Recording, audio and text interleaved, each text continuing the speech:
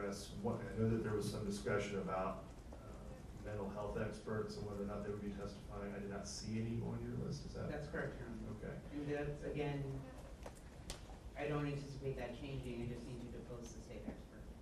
Okay. Let me just address, and I just want to make sure we talked a little bit about that decision. So, Mr. Fucci, let me just talk to you for a minute, sir. There's a, you heard us discussing what's going to happen in March, and we're going to be coming back for a sentencing hearing.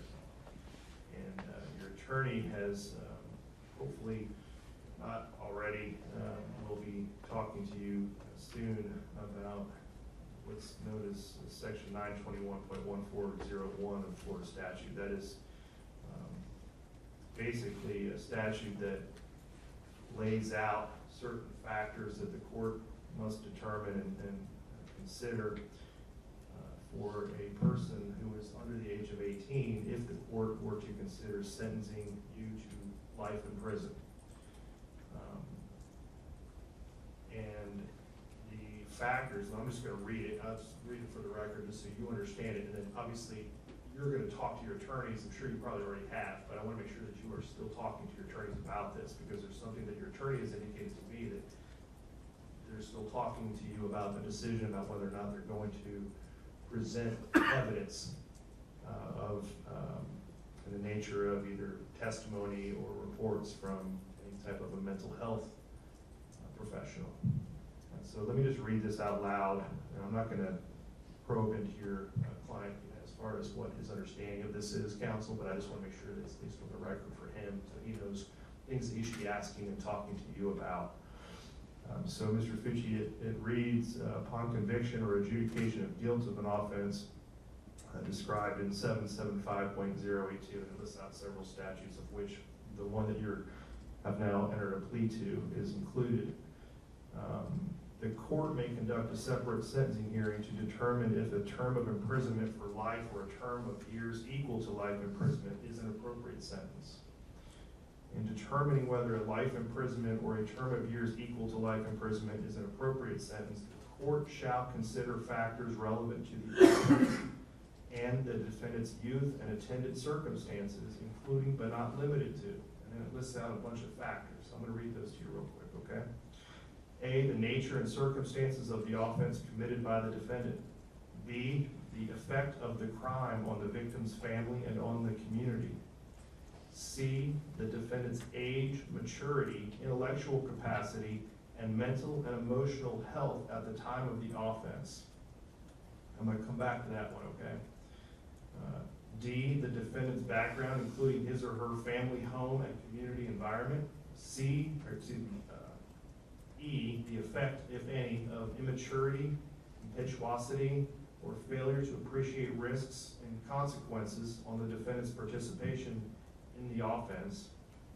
F, the extent of the defendant's participation in the offense. G, the effect, if any, of familial pressure or peer pressure on the defendant's actions. H, the nature and extent of the defendant's prior criminal history. I, the effect, if any, of characteristics attributable to the defendant's youth on the defendant's judgment. And J, the possibility of rehabilitating the defendant.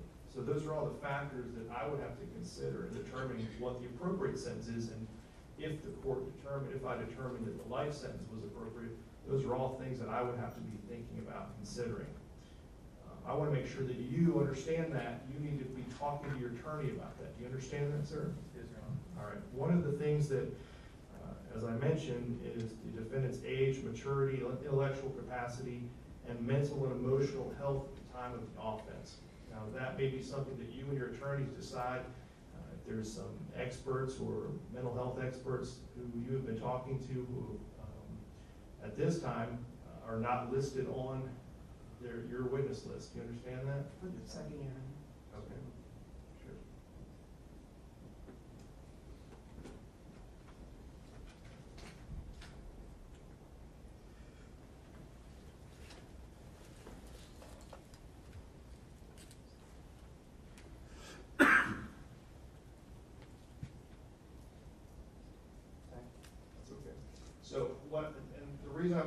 question. I want to make sure that you understand that this is a decision, and how the witnesses that you call is a decision that you need to make in consultation with your attorney.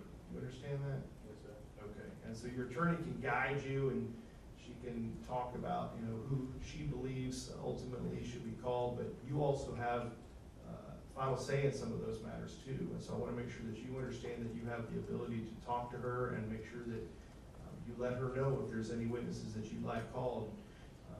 Make sure that you let her know that before the sentencing hearing, okay? Will you do that? Yes, sir. All right, and you've been able to talk to her about these matters already, and you will continue to do so, is that right? Yes, sir. Okay. All right, any other matters that we need to address today as far as any of those? So you'll let me know if there's any motions that you want to file after the, Yes, I believe that we're working towards a date of the week of the 10th for the deposition of the state expert. So in short time, very short time, within a day or two of that, I'll be able to let the state and the court know. We don't anticipate that hearing to be more than an hour, if we need to have it. I will not be available the week of the 13th. Okay, I just want to make sure that we're clear that I will not be here the week of the 13th, so that's not an option as far as the committee hearing Could we time. tentatively set something around that? Okay. 7 day approved sentencing. When are the depositions scheduled? I believe his would be on the 10th. I don't We have have- the dates in front of me. I don't think we've secured it yet, but we can make sure it So happens I that thought I week. saw a notice for that.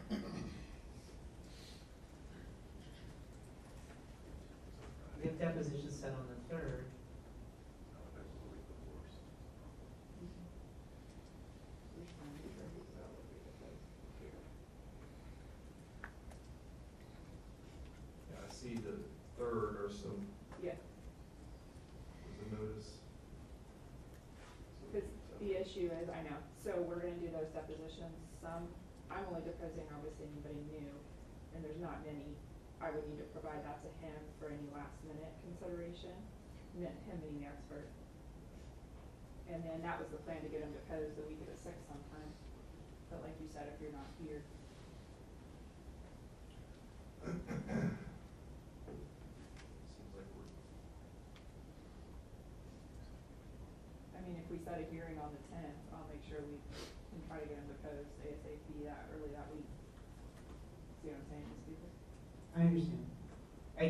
I don't know, I don't believe we have a date set for their expert, but perhaps if we haven't deposed on the Monday or Tuesday. then- That's what I'm saying, I'll make sure, I'll make that happen if I can. all right, let's do this.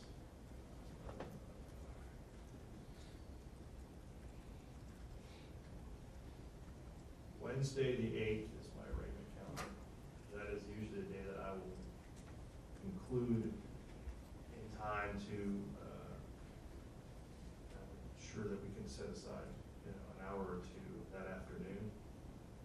So why don't we go ahead and schedule that now, so that we have a date and we have a time. So Wednesday, the 8th at, let's say 3:30. And that will be for, let's call it a hearing day, for any motions that get filed that need to be addressed that day. That work for you to be, Yes, Your Honor. state that works? Yeah. All right, so 3:30 Wednesday, March 8th. And then, March 21st, 22nd for sentencing. Yes, sir. And then we may start that a little bit early on the 20th. I tell you, can you all, well, I was gonna say, I would definitely know on the 8th. Is that enough time, whether or not, we would be able to start on that Monday? I should be able to know by then. I believe so. Okay. I'll put my people All on right, the so sheet. right now, we'll just set it for the 21st and 22nd. That'll give you all some more time to talk about your list that you wanna call, and then if we need to, either start a little bit early, we can do that. And, I'll look at the trials that I have at that point, and should be able to have an idea about how much time is gonna be necessary for jury selection on that one. Okay, does that work? Yes, sir. Anything else we need to address from the defense? Not at this time. Anything else from the state? No, Your Honor. Okay, thank you.